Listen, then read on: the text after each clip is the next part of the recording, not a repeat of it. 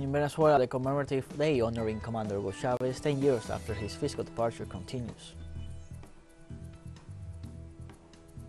In Greece, thousands gather in Athens' Syntagma Square to show their indignation for the collision of two trains on Tuesday near the city of Larissa. And in Israel, demonstrators took to the streets for a 9th consecutive weekend to protest against the government's judicial reform.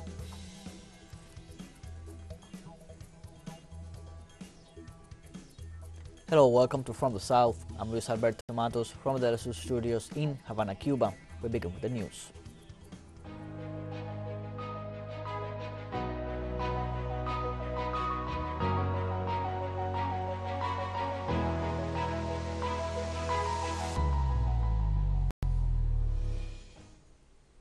In Venezuela, the commemorative day honoring Commander Hugo Chavez 10 years after his physical departure continues. This Sunday, the official event takes place at the Cuartel de la Montaña in the Palanice sector between Monte Piedad and El Martirio neighborhoods. The ceremony was attended by members of Commander Chavez's family, members of the Venezuelan government's cabinet of ministers, and several international guests, among which stands out former presidents and friends of Hugo Chavez. The event began with an opening speech by Chavez's brother, Adán Chávez, representing the revolutionary leader's family. During his speech, Adán Chávez pointed out that 10 years after the physical departure of his brother, the people of Venezuela have the commitment to strengthen the popular unity, as well as the vanguard of the revolution in the country and in the world.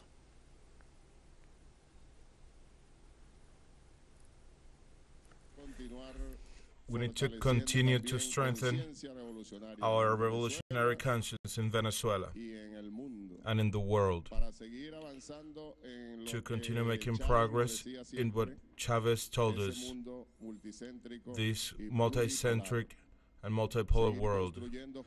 We need to continue building together with this different world, and better and possible world, and a very necessary world. We need to continue fighting. And that means strengthening our military-civilian union in our country.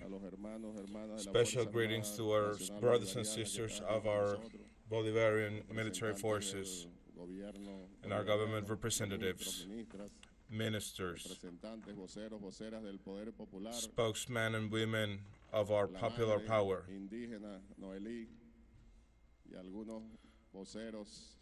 indigenous leaders, and spokesmen and women of those communities here with us today. For his part, the former president of Ecuador, Rafael Correa, remembered Hugo Chavez's accomplishments and personal qualities. March the 5th, 2013 was a very hard hit. It was a deadly blow to our hearts. Those were verses from Miguel Hernandez that struck us very hard when we learned the news that our friend Hugo Rafael Chavez Frias, President of the Bolivarian Republic of Venezuela, had passed away. He freed this country from the hands that had always exploited the country. He was a revolutionary man that became legend. He was a friend and a brother. Additionally, former President Rafael Correa remarked how, thanks to Hugo Chavez's ideas of unity, the Latin American region became an example of peace for the world. I followed Hugo Chavez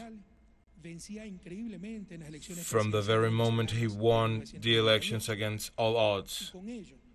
And with that, he began a cycle of hope that extended all throughout our Latin America. This region became an example for the world. All our presidents had a fraternal and complicit relationship. The TeleSUR team, following in the footsteps of President Hugo Chavez, arrived in the town of San Diego in the state of Carabobo, where there is a space dedicated to family agriculture and travel books. Our special correspondent, Alejandro Kirk, reports.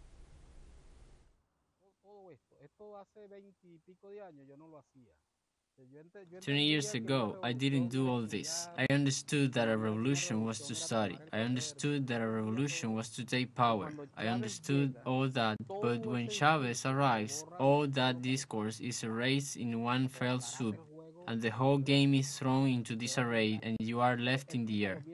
Then the guy starts talking about sowing a country. He starts talking about building it, putting it together and thinking about it. He starts talking about that. And I, as I'm already a bit exhausted from the left-wing discussions because I think it is bland,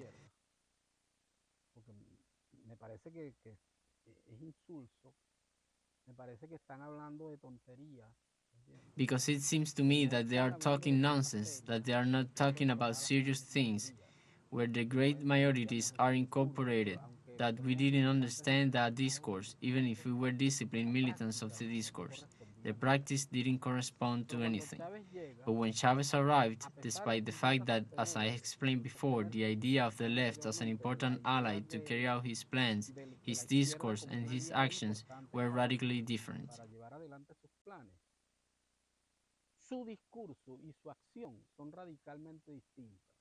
Chavez turned out to be an indisputable phenomenon, loved and hated, but everybody recognized him as a phenomenon. And when I speak of everybody, I mean everybody. In other words, Chavez had in his, let's say it, in his vital structure, in his thinking, in my opinion, three great pillars that made him the authentic genius that he was, which is the responsibility, let's say, as the center of his step of principle, the integrality of his thinking.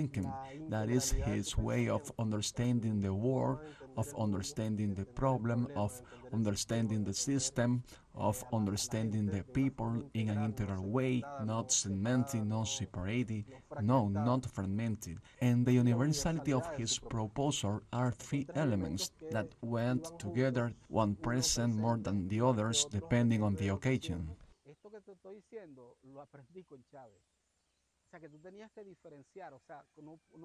What I'm telling you, I learned it with Chavez. You had to differentiate. It can be that you have it in your eyes and you don't realize that it's killing you. Chavez told us, it is in your face, brother. It is up to you to think about what you are going to do from now on.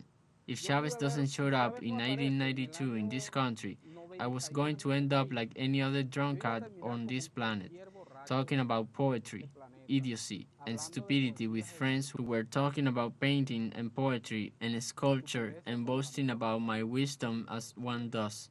Ambitioning prizes, statues, microphones, platforms, you understand? One could have ended up there easily if Chavez didn't show up.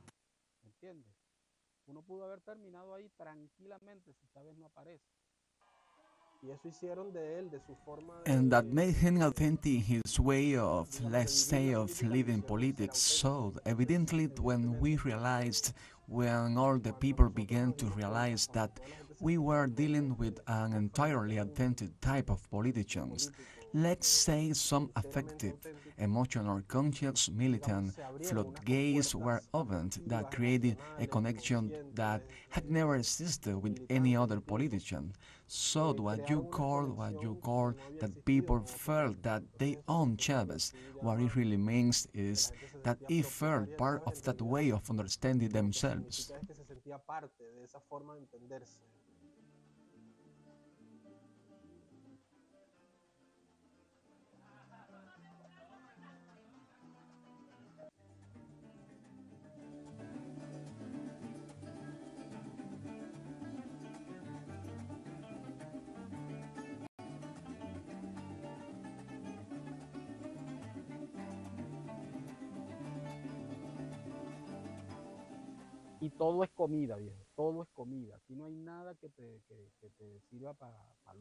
It's all food, it's all food, and there's nothing for luxury. It's all food and nothing is sold.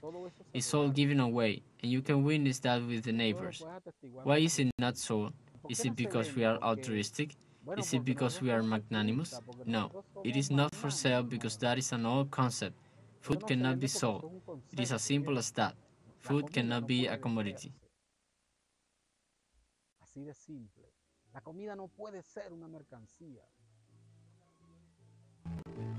Siguiendo la huella de Chávez, desde el estado Carabobo, Venezuela, Alejandro Kirk, TeleSUR.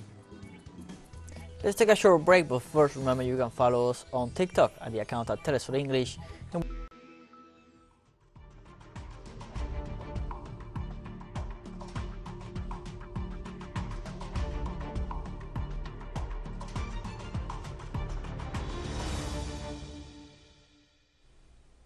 Welcome back from the south.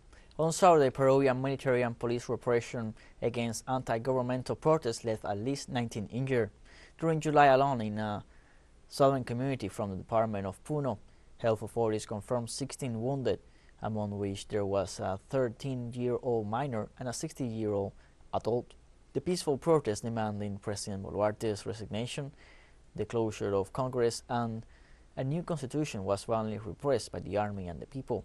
Even a helicopter was used to repel the population demonstrating against this disproportionate use of force. Only days after moving its ambassador, Peru appointed a new consul general to Mexico. Statements from Mexican President Andrés Manuel López Obrador generated harsh reactions from Peruvian diplomacy.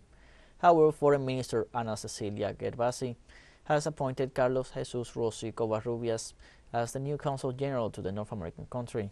She explained the process was the result of the ordinary rotation of diplomats. However, a week ago, President Dina Boluarte herself had announced she would remove her ambassador and that bilateral relations had downgraded to chargé d'affaires level.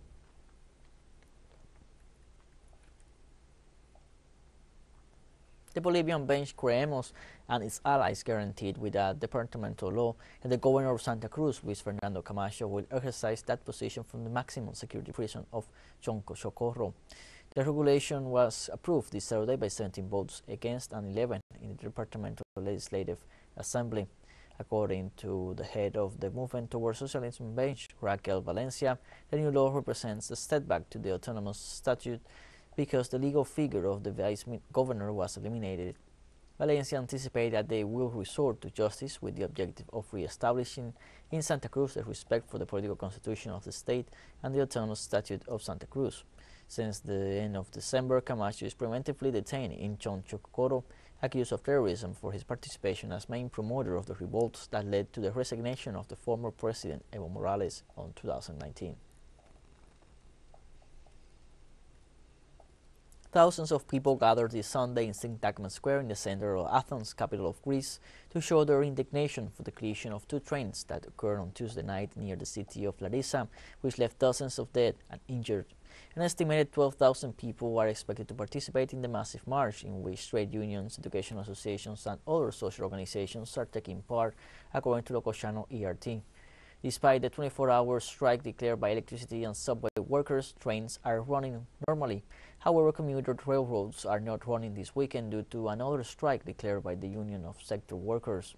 During the protest, incidents were recorded with Molotov cocktail throwing, to which the agents responded with stun grenades. It is detailed that unknown persons with rifles were seen near a hotel in the area and were heading to the monument to the unknown soldier. Polling stations in Estonia opened their doors on Sunday to elect the 101 deputies of parliament. It is the first national election since the beginning of the conflict in Ukraine. According to early surveys, these elections could strengthen far-right nationalists who have campaigned in opposition to further arms shipments to Ukraine. Prime Minister Kaja Kallas' center-right Reform Party would win the election according to polls, but will probably have to form a coalition to stay in power. Estonia is a nation of 1.3 million people, bordering Russia and a member of the European Union and NATO. So far, the government has sent military aid to Ukraine worth more than 1% of its GDP, the largest contribution of any country relative to the size of its economy. The next coalition could be a little more tolerant towards everyone. It should consider not only elderly and children, but the views of all the population. We shouldn't stay too conservative in a changing Europe. For the past few months, we have seen our current Prime Minister think more about some other countries rather than the Estonian people. But Ekret stands for the Estonian people, and the Center Party thinks about the Russian speakers.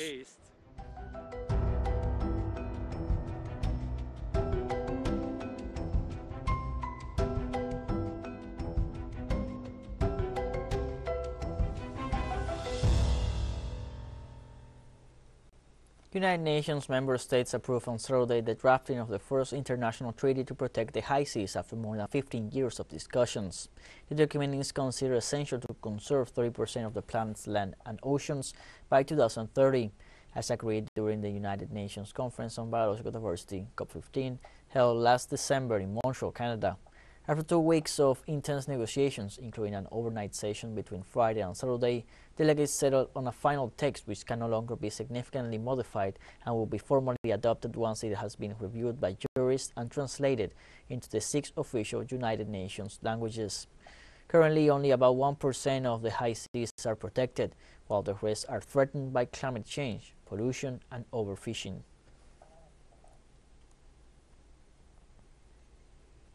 The area of sea ice, also known as ice floes around Antarctica, has shrunk to levels never before recorded, reports The Guardian. For 44 years of satellite observation, the continent's peripheral waters have witnessed massive change. Every September, some 18 million square kilometers of ice floated in Antarctica's surrounding waters. However, less ice has ever been seen than last week. On February 25, 2022, during the austral summer, the ice sheet shrunk to 1.92 million square kilometers, an all-time low based on satellite observations that began in 1979. But on February 25th of this year, it broke the 2022 mark, reaching a new record low of 1.79 million square kilometers. The continental part of Antarctica is covered with ice enough to raise global sea levels by many meters should it disappear.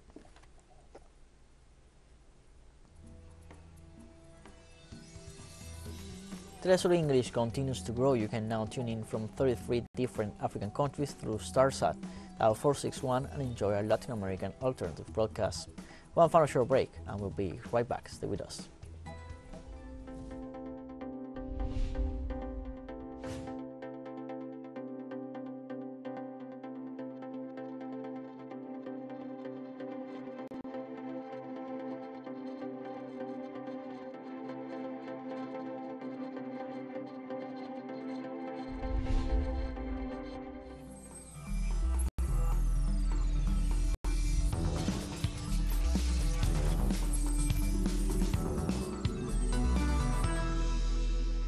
Against the judicial reform imposed by the government.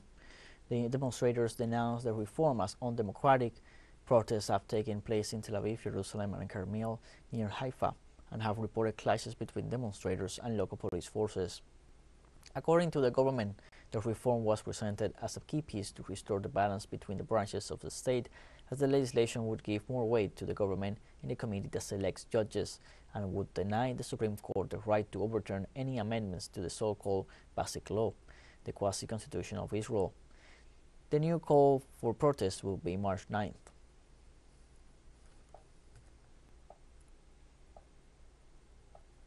China's government reported on Saturday at the 14th National Committee of the Chinese People's Political Consultative Conference that it has raised military spending by 7.2 points in order to consolidate and improve the integration of national strategies. The figure is around 222 billion euros, the 8th consecutive year of increase in the sector. Prime Minister Li Keqiang said during the presentation of the report at the opening session of the People's Assembly that work must be done to strengthen combat readiness and training for the task entrusted to us by the Communist Party and the China's people. Improving technological capabilities and promoting mutual support between the civilian and military sector is part of the objectives of the plan. China aims to have a world-class military by 2035.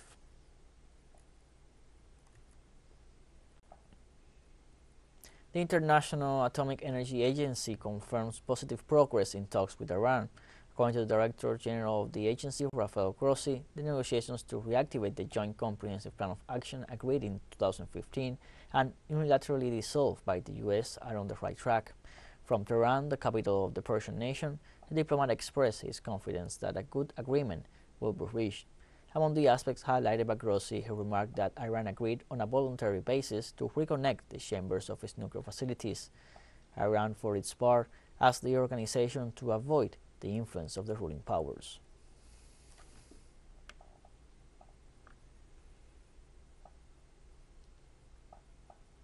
Dozens of demonstrators protested in the capital of the Democratic Republic of the Congo against the visit of the President of France, Emmanuel Macron, during his official tour of Central African countries. According to official sources, demonstrators repressed by the security forces rejected Macron's visit amidst a renewed sentiment against the colonial and forceful policies implemented by the European state. Protesters also criticized the support of the French government to the army of neighboring Rwanda, which the authorities of this territory accused of supporting the insurgent March 23 movement operating in the east of the country. This comes after the French ruler declared that the era of French interference in Africa was over and that there was no desire to go back to the past.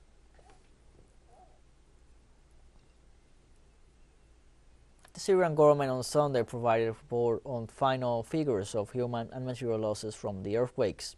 In a meeting chaired by the Minister of Municipal Administration, Hussein Maklouf, the relief committee revealed that the number of registered families left homeless reached 91,794, with 414,304 individuals. The number of survivors rescued from under the rubble is 1,553, while the number of uninhabitable buildings is 4,444, according to the entity. In this regard, the Syrian Council of Ministers approved a short, medium, and long-term national action plan to deal with the effects of the earthquakes that devastated the provinces of Aleppo, Latakia, and Hama.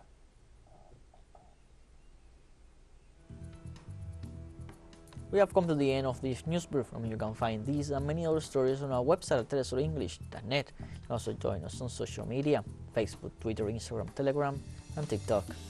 For TeleSUR English, I'm Luis Alberto Matos. Thank you for watching.